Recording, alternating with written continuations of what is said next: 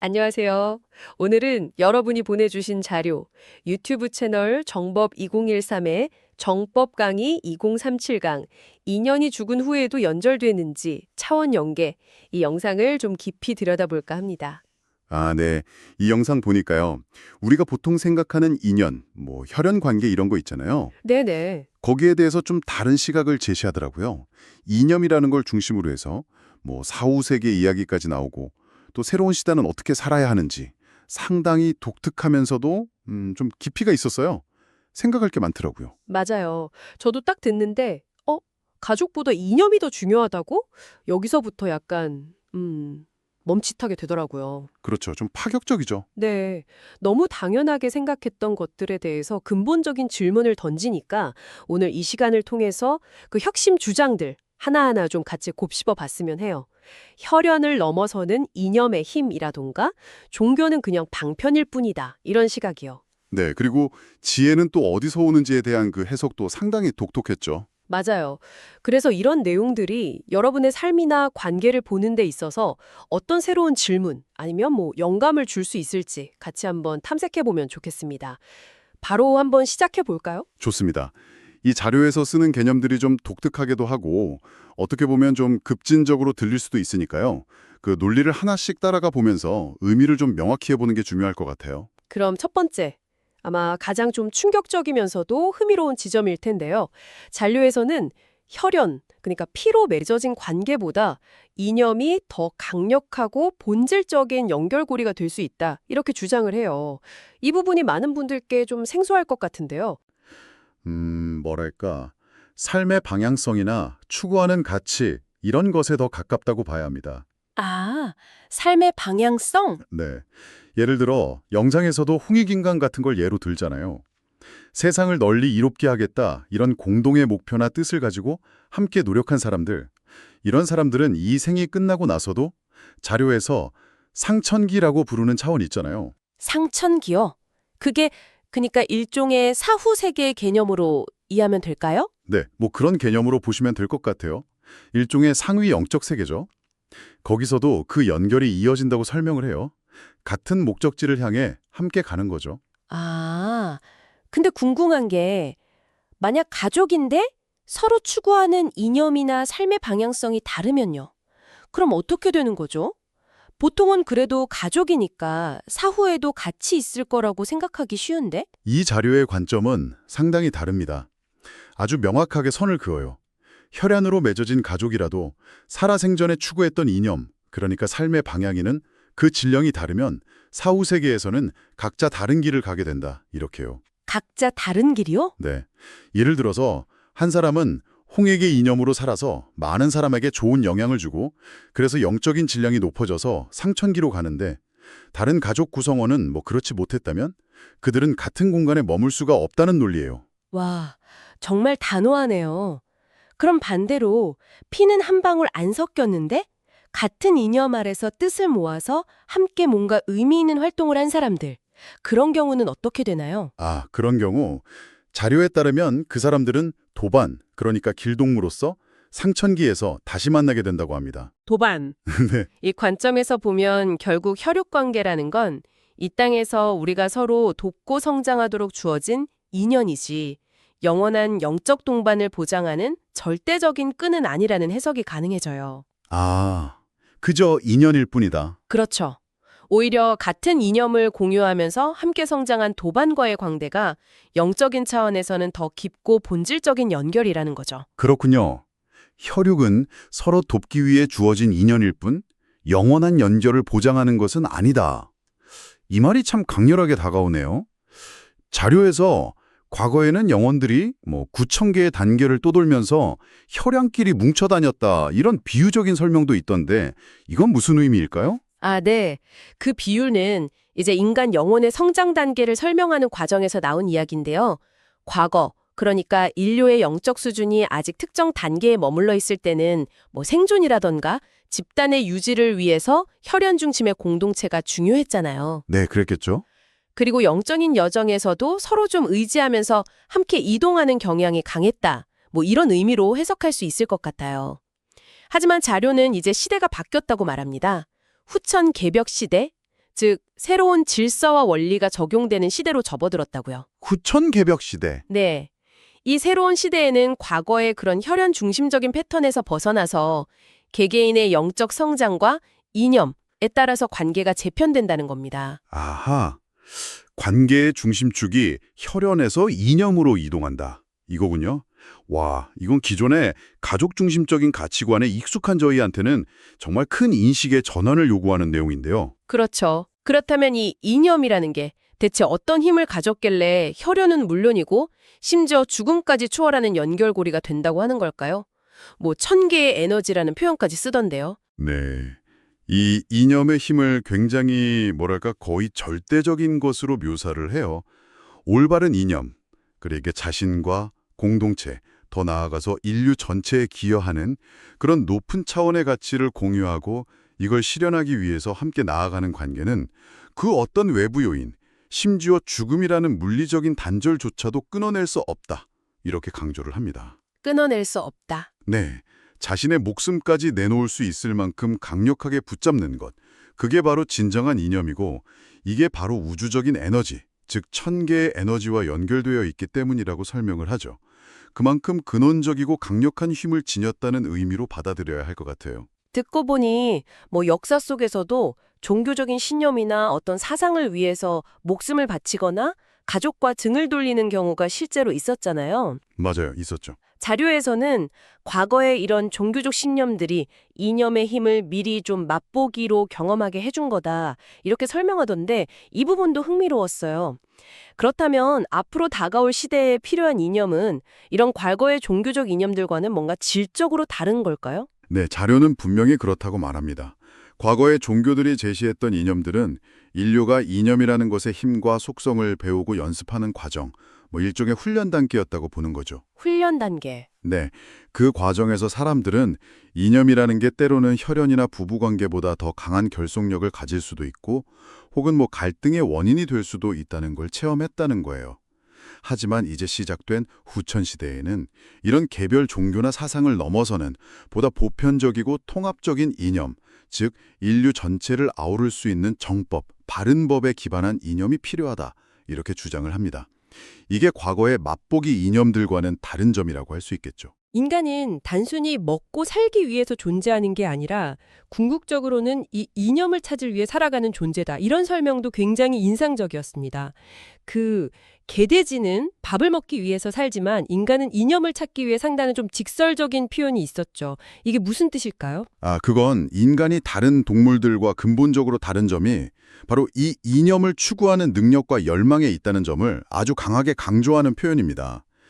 인간의 영혼은 단순히 생물학적인 생존을 넘어서서 더 높은 가치와 의미, 즉 올바른 이념을 찾아서 실현하는 과정에서 진화하고 성장한다는 거죠.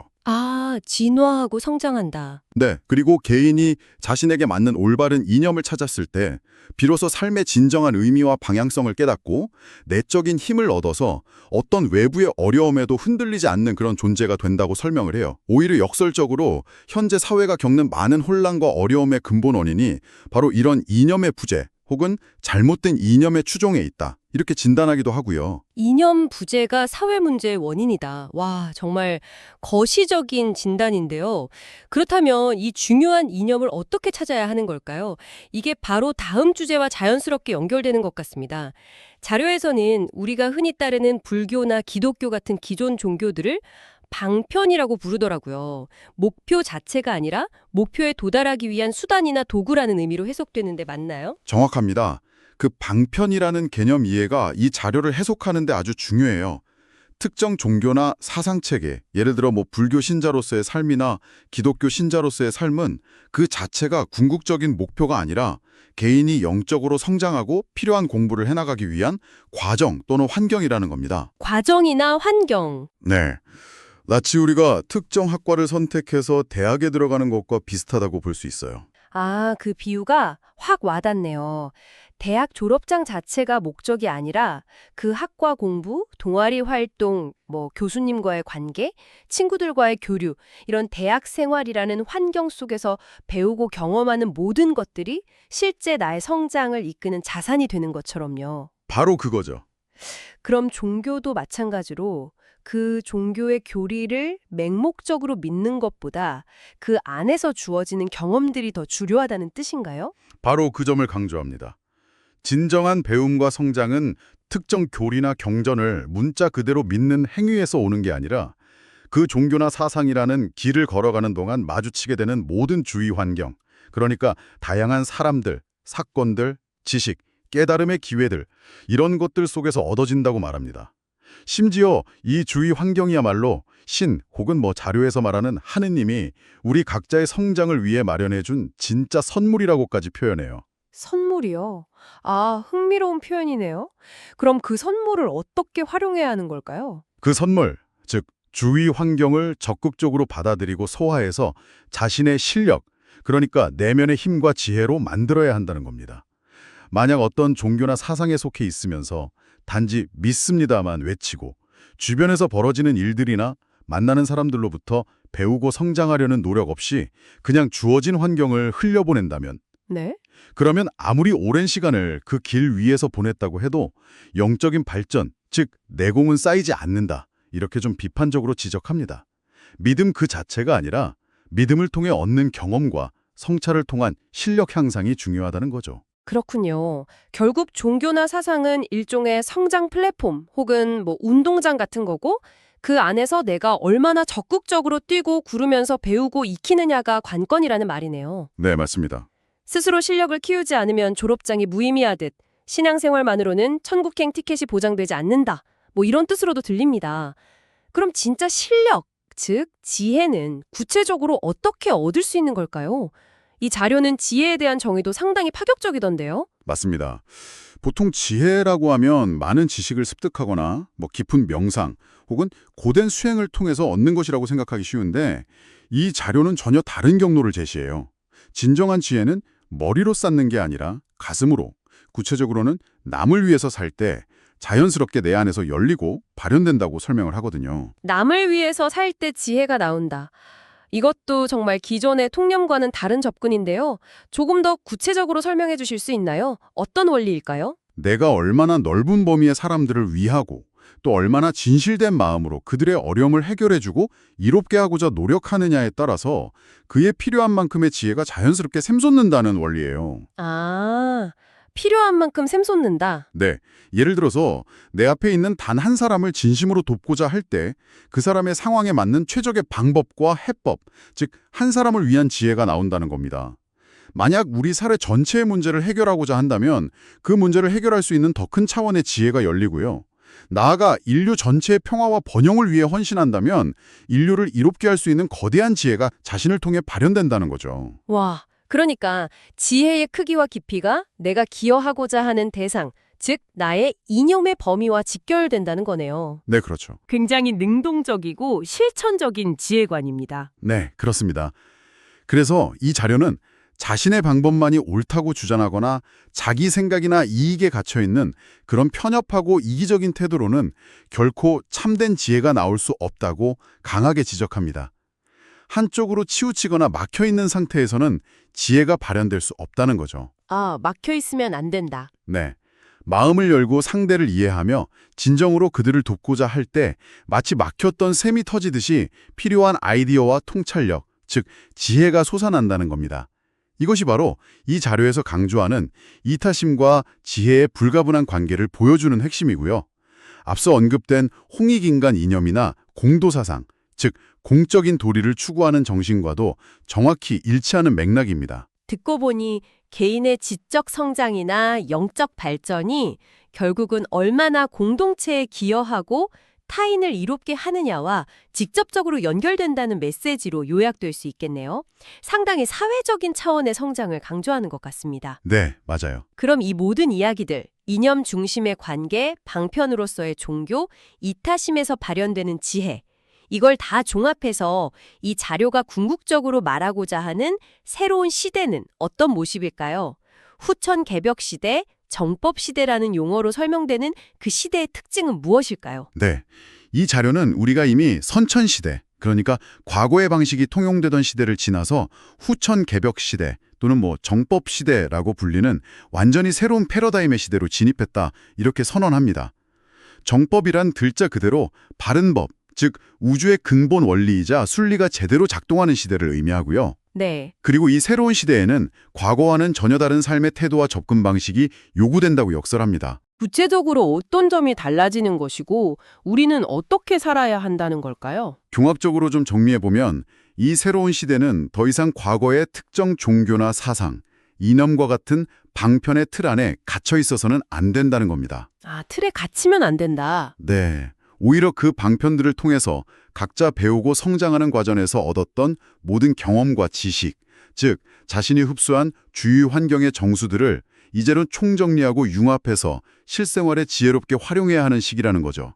과거의 배움은 전부 이 시대를 위한 준비 과정이었다. 뭐 이런 뉘앙스예요. 마치 대학까지 배운 모든 지식을 총동원해서 사회에 나가서 실전 문제를 해결해야 하는 것처럼요. 네, 비슷한 맥락입니다. 그리고 그 실전의 핵심에는 앞서 계속 강조했던 올바른 이념을 각자 내면에 확고히 세우는 것이 있습니다. 단순히 머리로 아는 것을 넘어서서 가슴으로 받아들인 그 이념을 바탕으로 살아가야 한다는 거죠. 네. 그리고 그 이념을 실현하는 과정, 즉 타인을 위해 살아가면서 자연스럽게 발현되는 지혜를 적극적으로 활용해서 행동해야 한다고 말합니다. 자료는 이러한 능동적이고 이타적인 사를 통해서 개인이 과거로부터 지니고 온 부정적인 에너지나 카르마, 즉 업을 소멸시키고 영적으로 정화되어서 가벼워져야 한다고 설명해요. 아, 가벼워져야 한다. 네, 이것이 진정한 의미의 해탈이고 영적 성장의 완성 단계로 나아가는 길이라는 겁니다. 스스로 빛을 내는 삶을 통해 영혼의 무게를 가볍게 만들어야 한다는 거군요. 자료에서 폴짝 뛰었는데 여전히 땅을 밟고 있다면 그건 아직 무겁다는 증거다, 이런 비유가 있었는데 그게 바로 이 업의 무게를 이야기하는 거였군요. 맞습니다. 영적인 질량이 무거우면 아무리 노력해도 중력처럼 작용하는 업의 힘에서 벗어날 수 없다는 의미죠. 결국 이 후천 개벽 시대는 더 이상 신이나 어떤 특정 지도자에게 의존하거나 단순히 교리를 믿는 것만으로 구원을 기대하는 시대가 아니라는 겁니다.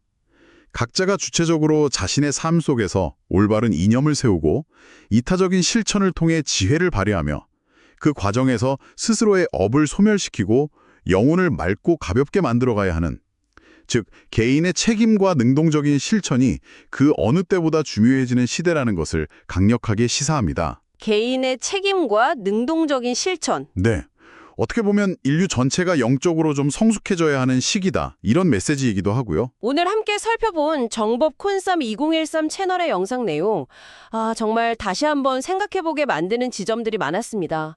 혈연이라는 전통적인 관계를 넘어서는 이념의 중요성, 또 종교나 사상을 성장을 위한 도구로 보는 신선한 관점, 그리고 타인을 위한 헌신 속에서 지혜가 자연스럽게 샘솟는다는 주장, 마지막으로 이 모든 것을 통합해서 후천 개벽이라는 새로운 시대를 주체적으로 살아가야 한다는 메시지까지. 기존의 생각들에 많은 질문을 던지는 깊이 있는 내용이었네요. 그렇습니다. 특히 이 자료는 개인이 추구해야 할 올바른 이념을 찾고 그것을 홍익인간 영신처럼 타인과 사회를 이롭게 하는 방향으로 실천하는 과정에서 지혜를 얻고 영적으로 성장한다는 점을 일관되게 강조하거든요. 개인의 발전과 공동체에 대한 기여가 불가분의 관계에 있다는 것이죠. 네네. 그래서 여기서 마지막으로 여러분께 이런 질문을 한번 던져보고 싶습니다. 이 자료의 관점처럼 만약 나의 성장과 진정한 지혜가 내가 속한 공동체와 타인에게 얼마나 기여하느냐와 깊이 연결되어 있다면 여러분은 현재 자신이 배우고 경험하며 얻는 것들을 어떤 방식으로 세상과 나누고 또 활용하고 계신가요? 혹은 앞으로 어떤 이념을 가지고 타인을 위한 삶을 통해 자신의 지혜를 넓혀갈 수 있을지 이 시간을 계기로 한 번쯤 자신의 삶의 방향을 점검해 보시는 것은 어떨까요?